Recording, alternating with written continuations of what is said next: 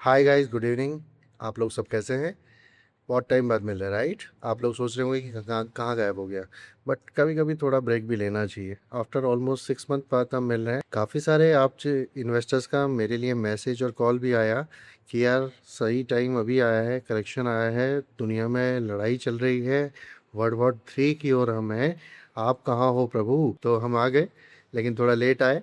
But अब से वादा करते हैं कि अब हम कोई भी वीडियो मिस नहीं करेंगे और कोशिश करेंगे कि एक वीडियो एटलीस्ट डे में हम लोग बनाएं, राइट? तो बहुत सारे हमारे इन्वेस्टर्स का कहना है कि हम लोग तो इस करेक्शन में लगा ही नहीं पाए या अभी भी सेटलमेंट नहीं हुआ है। प्रेसिडेंट ट्रम्प का कहना है कि हमारा नेगोशिएशंस चल रहे हैं, ईरान का कोई क्लियर वर्डिक्ट नहीं आ रहा है, तो हमने करना क्या है, राइट? तो सबसे पहले मैं अपने इन्वेस्टर्स को बताना चाहता हूँ कि मार्केट फर्स्ट टाइम पे जितनी भी नेगेटिविटी होती है उसको प्राइस इन कर लेती है, राइट? मैंने अपने बहुत सारे इन्वेस्टर जो हमारे साथ रेगुलर हमारे ब्रॉडकास्ट में जुड़े रहते हैं उनको मैंने बताया था कि 22,200 के लेवल पे ऑलमोस्ट नेगेटिविटी बॉटम आउट हो चुकी थी।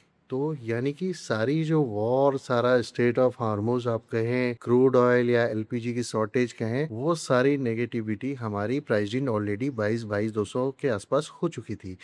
वहाँ से हमें एक लॉन्ग व्यू लगा के हमें ऑलमोस्ट बाइंग वहाँ पे करनी चाहिए थी, क्योंकि होता क्या है, अब लोगों का कहना है कि यार वहाँ से भी तो बॉटम बन सकता है, यू नेवर नो, कोई भी नहीं जानता कि बॉटम कहाँ पे बनेगा, बट एक ट्रेंड को पकड़ना होता है सर। आप कोविड टाइम में भी अगर आप देखिए तो जब एक्चुअल लॉकडाउन लग रहा था 23 मार्च, मुझे डेट आज भी याद है, 23 मार्च 2020 को मार्केट का बॉटम लगा था, राइट?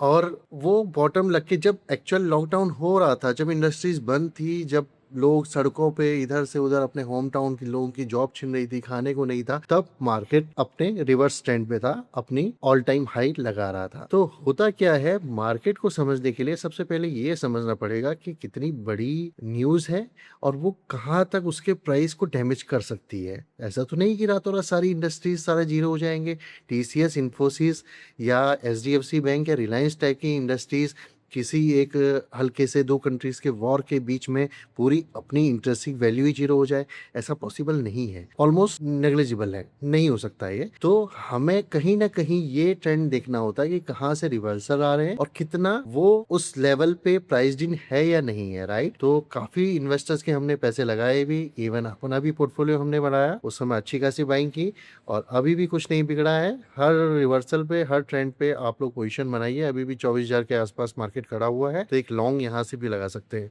आपको याद होगा रसिया यूक्रेन वॉर अभी तक चल रहा है, तो जो उस समय का वेट कर रहे हैं कि रशिया यूक्रेन का वॉर चल रहा है, पूरी दुनिया खत्म हो जाएगी, अभी तक तो नहीं हुई। और यूएसए, इसराइल और ईरान ये भी लड़ झगड़ के देख लिए, इससे भी दुनिया नहीं रुकी। तो दुनिया नहीं रुकेगी, बस एक बार प्राइस डैमेज कर लेती है मार्केट, उसको डिस्काउंट करके अब बताता है कि भैया आगे क्या करना बताओ। हमने रसिया यूक्रेन की प्राइस डिस्काउंट कर लिया, हमने एलपीजी की शॉर्टेज, स्ट्रेट और हार्मुज भी कर लिया, हमने ईरान और यूएसए को लड़ा के, हम उनके जो मेन थे ईरान के, वो उनकी डेथ भी हुई, राइट? तो अब हमें क्या करना? अब नई न्यूज दो, पुरानी नहीं चलेगी, नई न्यूज दो। अब नई न्यूज ये है कि ऑलरेडी मार्केट 1.5 साल से नहीं चला था, कंसोलिडेशन मोड में था, और ये जो नया जो ये गिरावट आई है, ये अपना यूएसए और ईरान की वजह से आई है। तो यहाँ से रिवर्सल बहुत ही तेजी से होगा, और जो लोग वेट करते रहेंगे वो वेट ही करते रह जाएंगे। इसी तरीके का मार्केट रहता है। तो मैं आशा करता हूँ अब जो हुई उसे माफ कीजिएगा। अब लॉन्ग टर्म नहीं, आप डेली बेसिस पे मेरे वीडियोस आप देख पाएंगे। और इसी के साथ धन्यवाद।